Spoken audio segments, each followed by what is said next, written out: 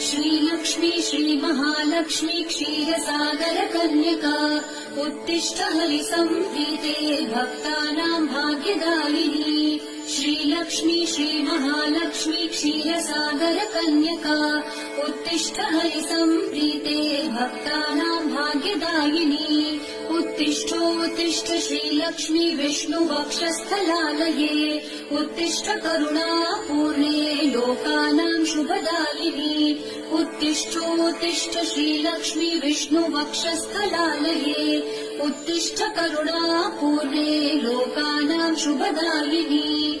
श्रीपद्ममध्यवसिते वरपद्मनेत्रे श्रीपद्महस्तचिरपूजित पद्मपादे श्रीपद्मजातजननी शुभपद्मवक्त्रे श्रीलक्ष्मी भक्तवरदे तव सुप्रभातम्।